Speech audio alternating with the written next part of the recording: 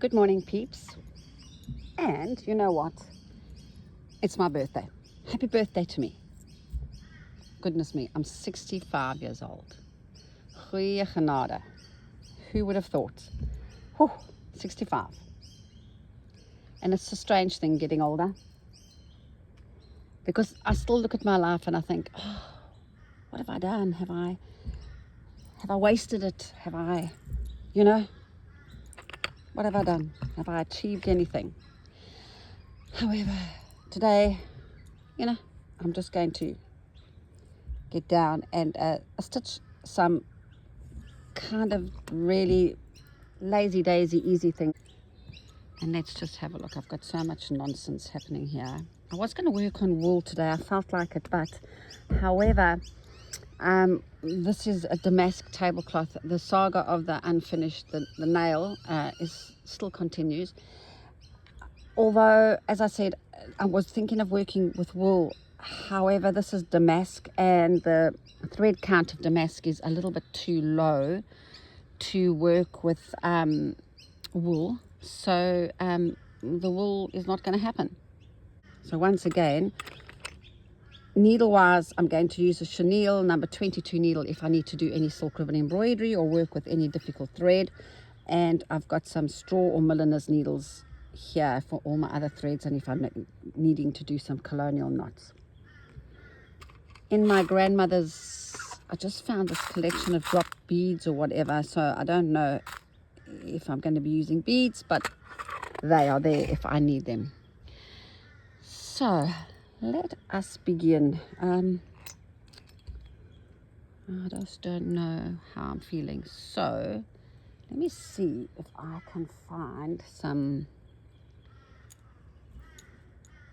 That'll be fine. Some green. Remember we had the discussion about the crows? Well, I can hear them in the background. They are busy.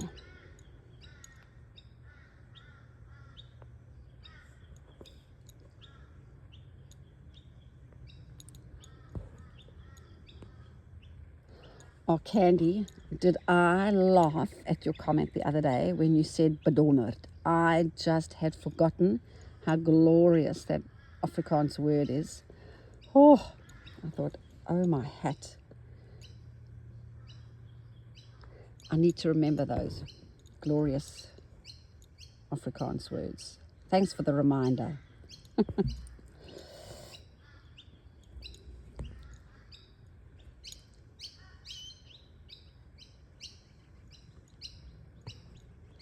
I need to sort of set myself up here a little bit better.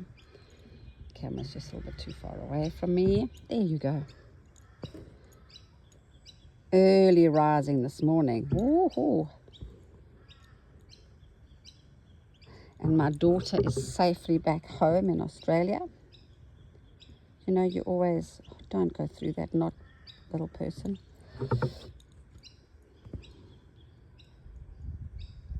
Just going to park that thread there. What else can I use here? No, I am not. That's another purple. Goeie genade. I can't handle it. Nope. It's ridiculous. That. Oh, you know what could be happening in the stash of threads is that all that's left could be the purple.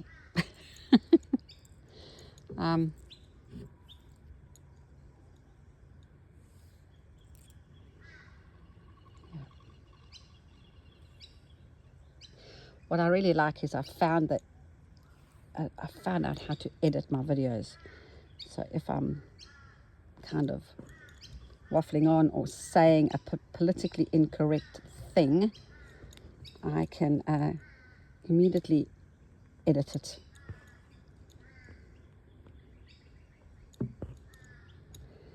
If I had to work with this particular damask tablecloth again, I would stabilize it twice. I've only stabilized it once and it's too loose for me. So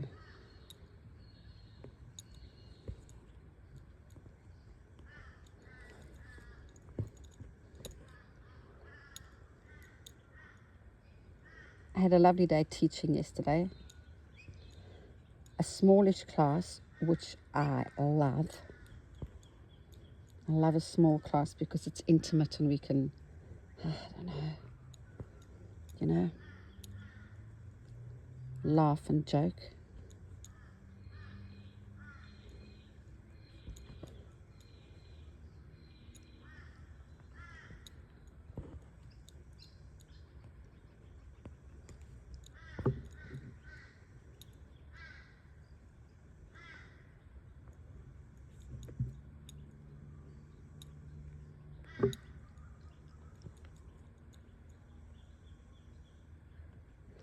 And for those of you who are new to my channel or come and have watched me recently, you must probably wonder why in my stitching in the early mornings or whatever, my daddy's stitching, I often repeat the same stitch over and over. I'm really not stitching for any particular purpose or reason. I follow the premise of stream of consciousness, and it's simply 15 minutes of my day that I sit down and I simply kind of stitch intuitively, kind of. It's simply a little bit of my time in my garden normally. That's how the YouTube started being filmed in my garden, because I try and sit outside as much as possible, and so that's why I'm in my garden. So sometimes the noise isn't, the sound maybe not all that great, but anyway. And so my daily stitching is not so much creating a project, but just stitching and you know, seeing where something might go or might lead, and it's often the same stitch repeated over and over and over.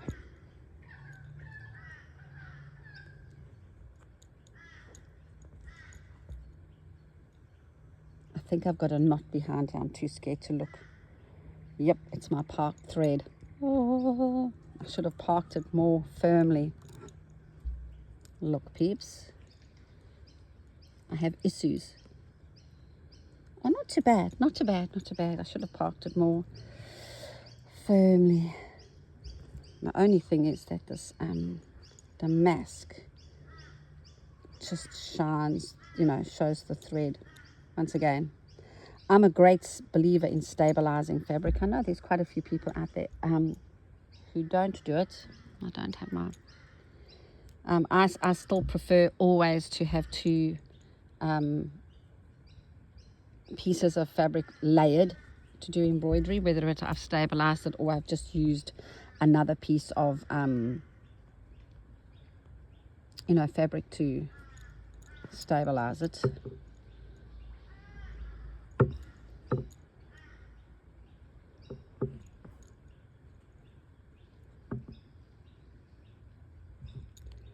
I don't know why it's going off at this little angle, but it is, so I'm just letting it be, doing a stem stitch.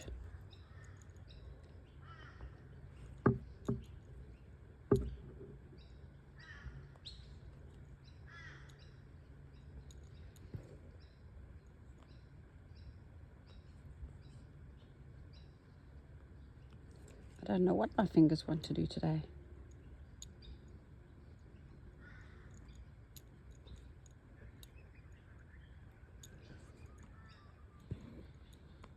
I got the sweetest little video from my grandchildren singing happy birthday. Oh man, they're so sweet. Yep. 65.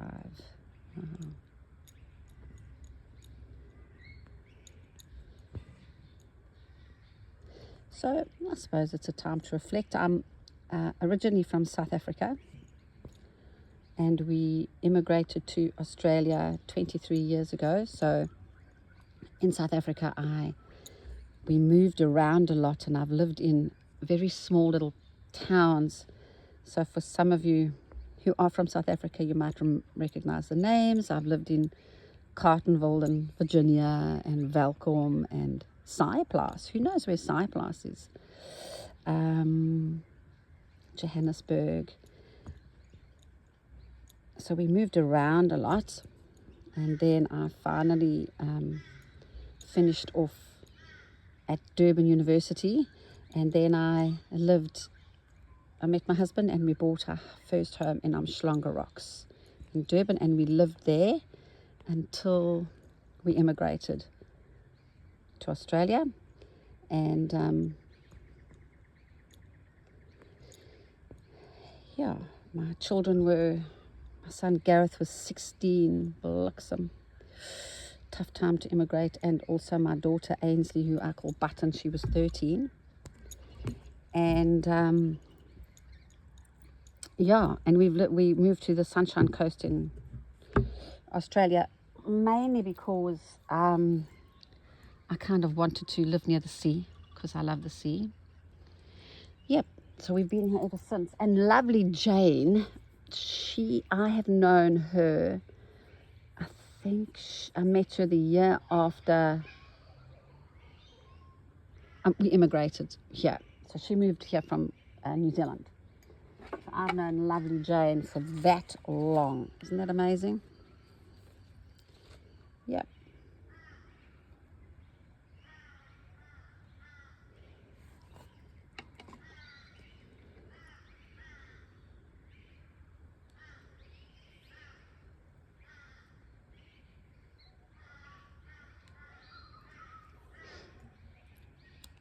And I started to teach embroidery very soon in Australia, very soon after I moved here. So I was very lucky that people in Australia kind of embraced me. It was a wonderful thing. And yep, I wrote my first book, I don't know how long ago, but that also was a little added bonus in my life. I never expected to ever write a book, and I did.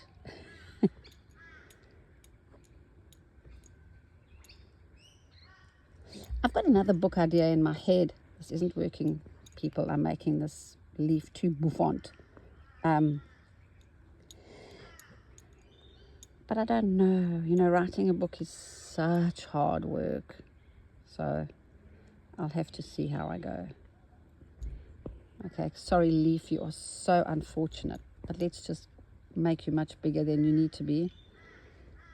That's my theory. If something is unfortunate, I sort of just carry on and make it more unfortunate. So I dilute the unfortunateness. And as I said, really, this is not about creating a masterpiece. It's about, you know, kind of just stitching.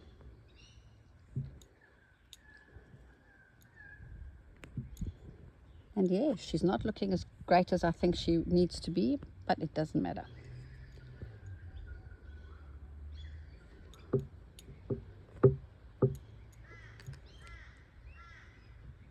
The crows are definitely back, which is nice to see.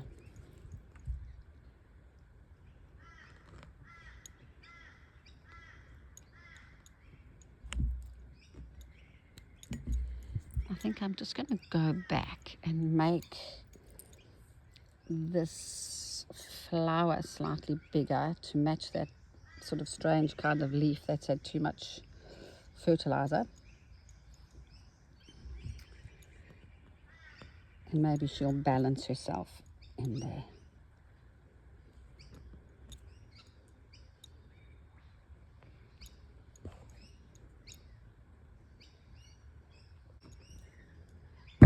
Oh, gats.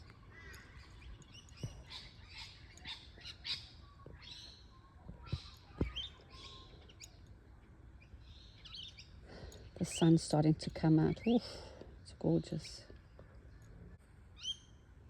No butcher birds today. Have you noticed that?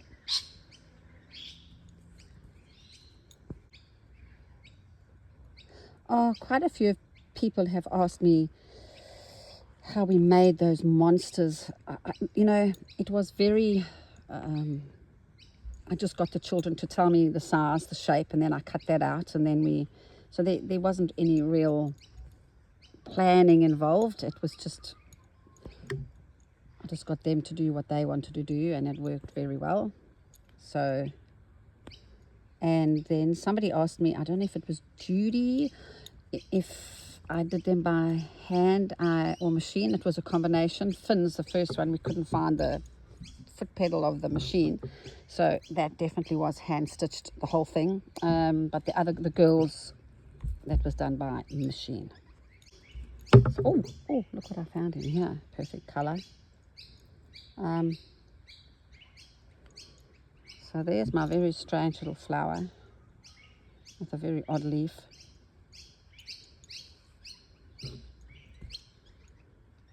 I just think I need to make the bottom a little bit heavier. Oh, there comes that sun. The first sun, oh, shining on you first thing in the morning is just so good. There's a kookaburra's just landed near me.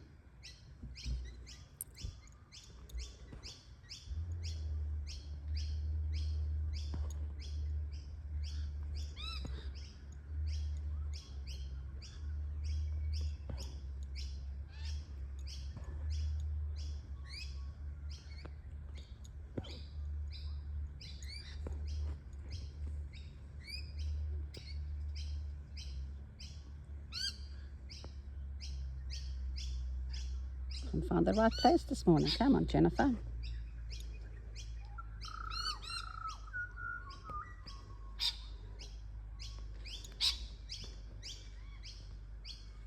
I'm running out of ribbon. Sorry, back you go. I thought I'd get another leaf in there, but it's not going to happen. I'm going to end this off.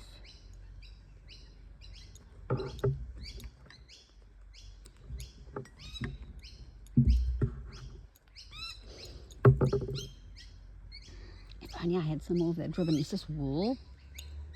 Yes, but it's the wrong color. That's the wrong color. I want to finish that quickly. That's what I want to do. Where's my jar of oats with the silk ribbon? I don't have that out here. Buxom. It's okay. I'll find something in here to finish this.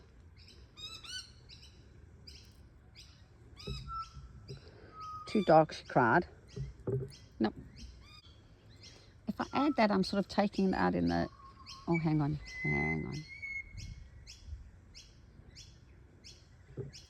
Guess who's arrived?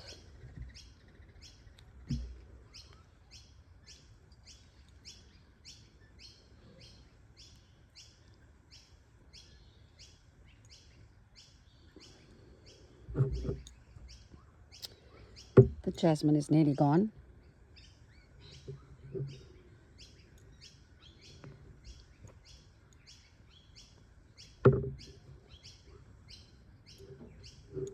See what a big hole the silk ribbon made in the damask. I really should have stabilized this way more than I did.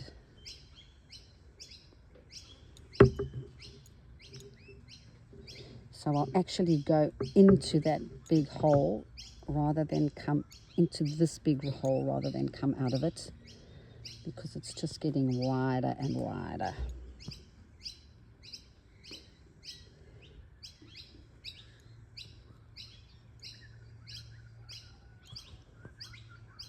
Oh, I don't like the angle of that. Sorry, that's coming out. I'll take it down there, yeah.